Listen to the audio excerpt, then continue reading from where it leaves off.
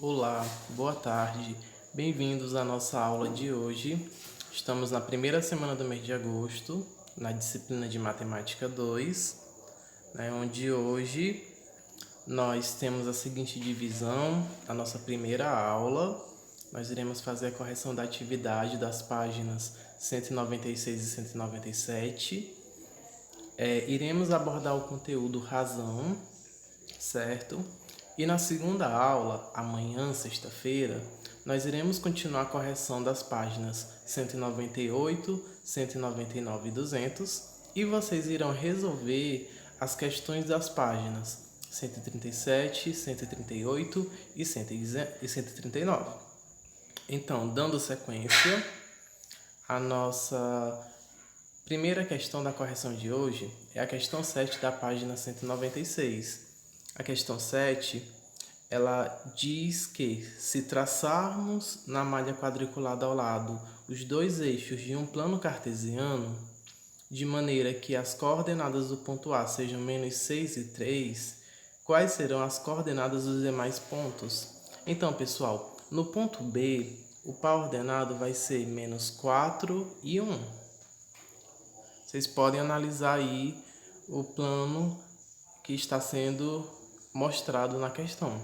O ponto C, ele possui ordenadas -2 e 0. O ponto D, ele possui como par ordenado os números 0 e 2.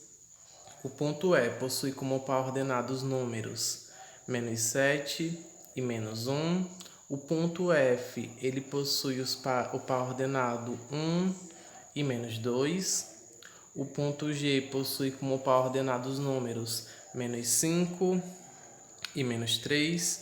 E o ponto H possui como par ordenado os números -1 e -4. Essa foi a correção da questão 7 da página 196. Ainda nessa página, nós temos a questão 8, que pede para ver o extrato da conta bancária de José na manhã do dia 27 do mês de fevereiro. Então, de início, a gente vai analisar esse extrato.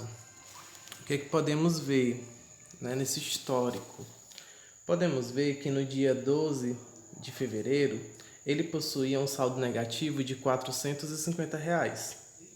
No dia 14 do mesmo mês, ele fez um depósito em dinheiro de R$ 1.650, certo? Então, ele acrescentou esse dinheiro na sua conta.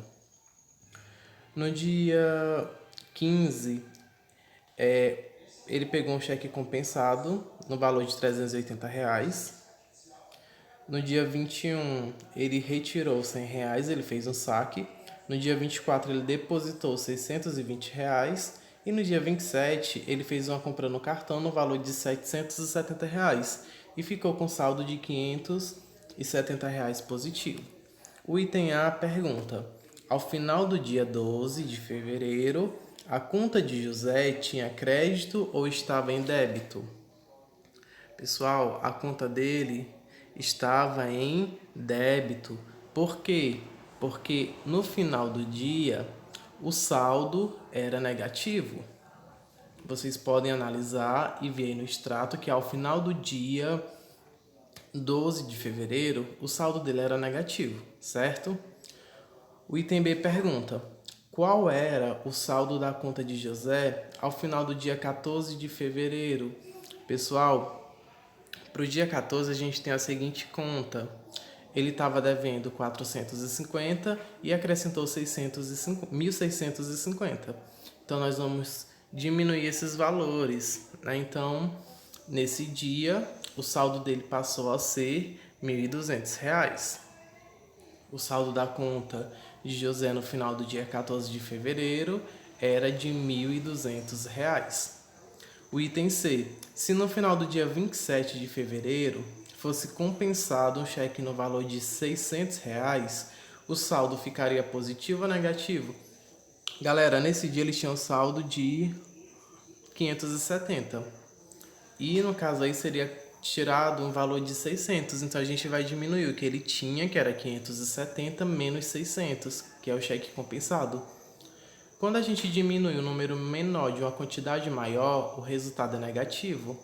De 570 para 600 falta 30. Então ele vai ficar com saldo negativo de R$30. Ou seja, ele vai ficar devendo R$30. Logo, o saldo ficaria negativo e o valor seria de menos R$30. Essas foram as questões da página 196, questão 7 e questão 8 resolvidas. Continuando a correção, lá na página 197, a questão 9, ela pede para marcar com X nos termômetros que estão indicando temperaturas negativas. Galera, no item A podemos ver que a temperatura é negativa, então vamos marcar. No item B também está marcando a temperatura negativa, é só você observar no termômetro. O item C também está mostrando uma temperatura negativa e o item D, ele mostra uma temperatura positiva. Então, na questão 9, vocês irão marcar as alternativas A, B e C, certo? Ainda na página 197, nós temos a questão 10, que pede para responder os itens a seguir. O item A, que número dividido por 6 resulta em menos 13? Galera, para encontrar esse número, a gente faz a operação inversa. Se ele quer saber o número dividido, então a gente vai multiplicar. Sendo assim, a gente vai fazer no item A, menos 13 vezes 6. Nós temos aí a multiplicação de um número negativo e um número positivo. Quando temos dois números com sinais diferentes, o resultado é negativo. 13 vezes 6, 78. Logo, o número que deve ser encontrado no item A, que dividido por 6 dá menos 13, é o número menos 78. O item B, ele diz o seguinte, ele pergunta, que número multiplicado por menos 9 resulta em menos 72? Vamos fazer o inverso da multiplicação, que é a divisão. Nós iremos dividir menos 72 por menos 9. Galera, divisão de números com sinais iguais, o resultado é positivo. 72 dividido por 9 é 8. Logo, o número que multiplicado por menos 9, que dá igual a menos 72, é o número 8. E o item C pergunta, ao dividir o menor número inteiro de 2 algarismos por 11, qual o quociente obtido? O menor número, pessoal, é o número... O menor número inteiro de 2 algarismos... O menor número inteiro de 2 algarismos seria o menos 99, né? Dividido por 11. Divisão de um número negativo por um positivo, o resultado é negativo. 99 dividido por 11, 9. Então, o resultado é menos 9. Certo? Assim, nós realizamos a correção das páginas 196 e 197. As duas páginas seguintes, nós iremos continuar a correção na outra aula. E dando continuidade na aula de hoje, nós iremos trabalhar o assunto de razão. Galera, o assunto da aula de hoje é razão. O que é uma razão, certo?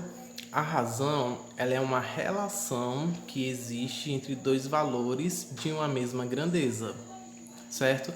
Lembrando que grandeza é algo que pode ser medido, tá bem? Então, essa relação, ela é expressa geralmente como A para B, que é A dividido por B, né? Ou A sobre B. E algumas vezes representada aritmeticamente como um quociente adimensional das duas quantidades, que indica explicitamente quantas vezes o primeiro número contém o segundo, certo? Então, a razão, ela é uma relação existente entre dois valores de uma mesma grandeza, né? Lembrando que grandeza é algo que pode ser medido, e temos alguns exemplos de grandeza, como por exemplo o comprimento, a superfície, a massa, a temperatura e o tempo. Esses são os exemplos de algumas grandezas, certo?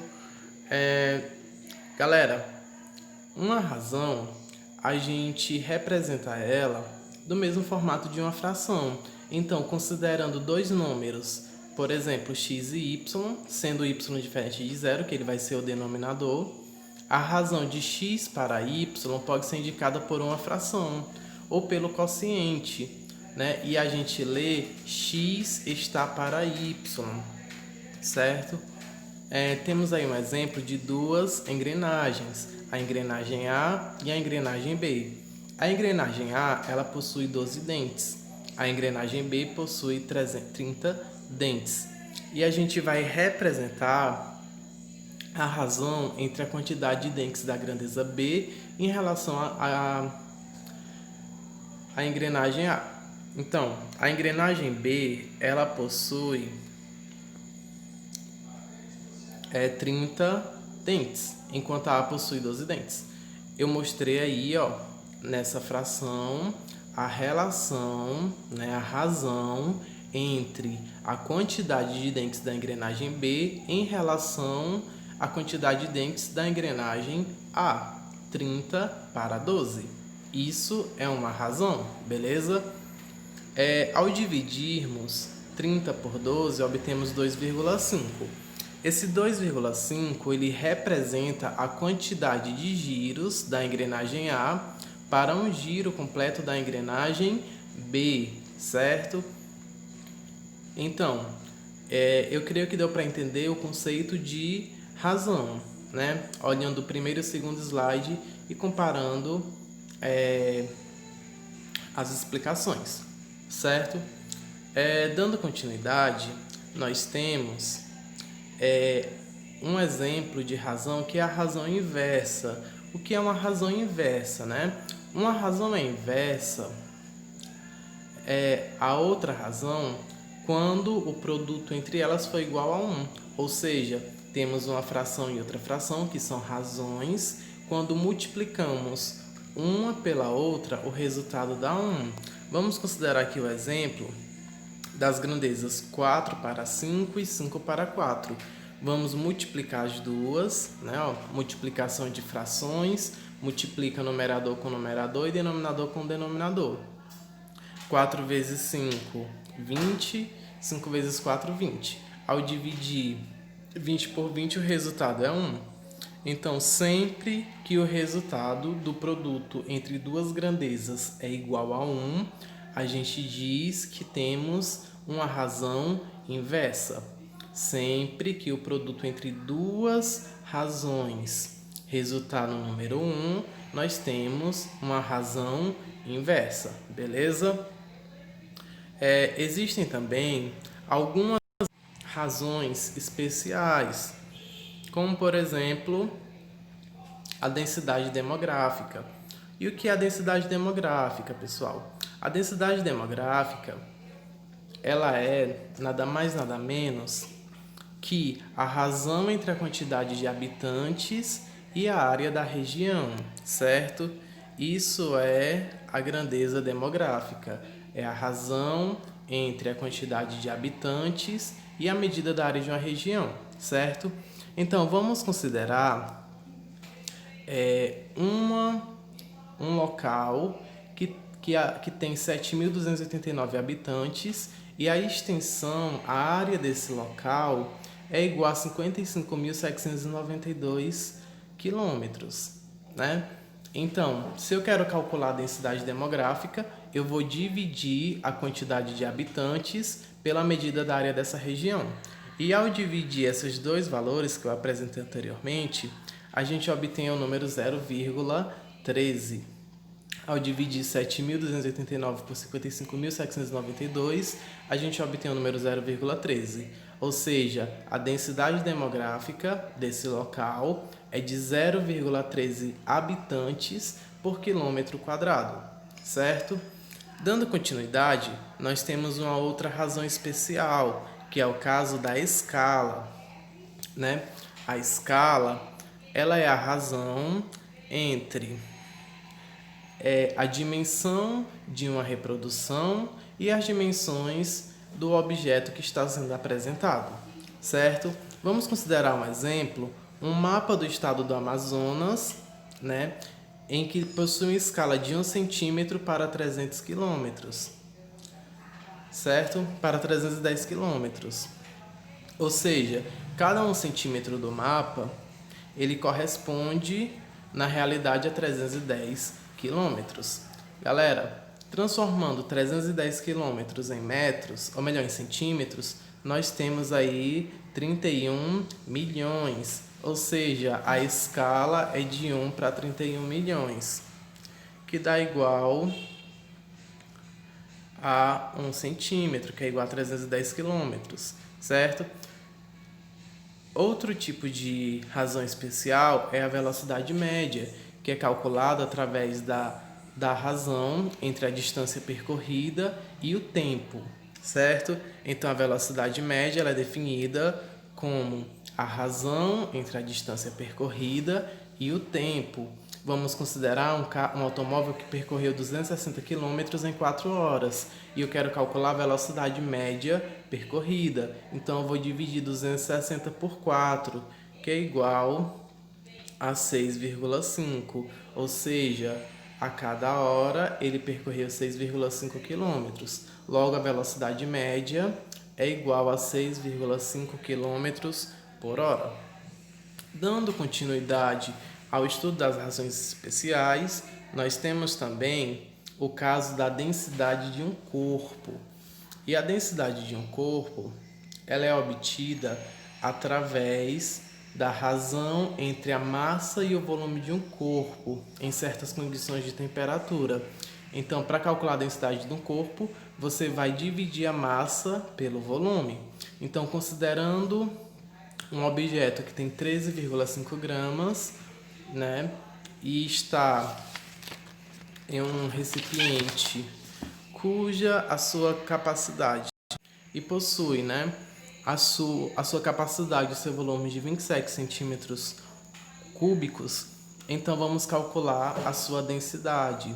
Dividindo 13,5 por 27, a gente obtém 0,5, logo a densidade desse corpo é 0,5 grama por centímetros cúbicos, certo?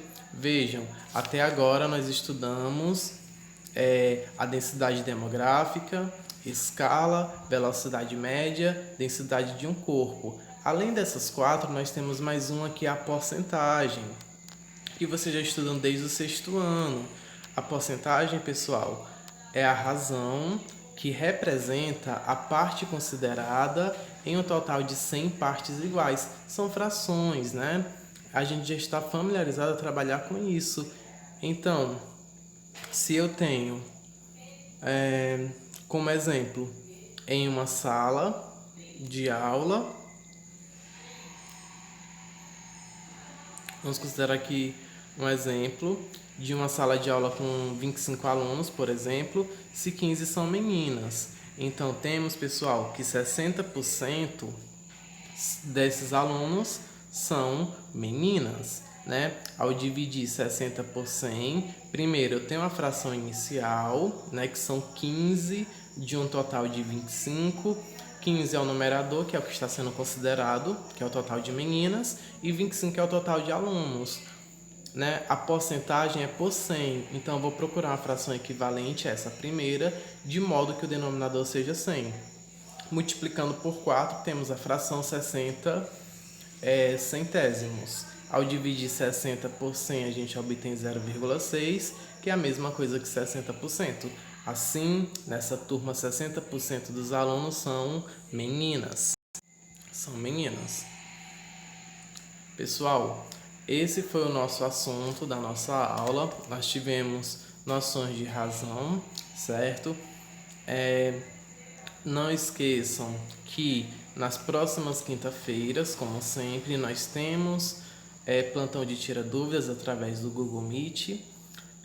A postagem das atividades na semana é algo muito importante, porque você não vai estar acumulando conteúdos e atividades. Além disso, a gente vai poder conferir as suas respostas, ver o que você acertou e ver o que a gente pode retomar nas próximas aulas, certo? Então, a postagem das atividades, a questão da audiência nas videoaulas são muito importantes, assim como também a participação nos plantões de tira dúvidas que acontece toda quinta-feira a partir das 13h30, certo, pessoal? Agradeço demais a atenção de a atenção de todos, que todos tenham uma excelente tarde, uma ótima quinta-feira e até a próxima aula. Meu muito obrigado.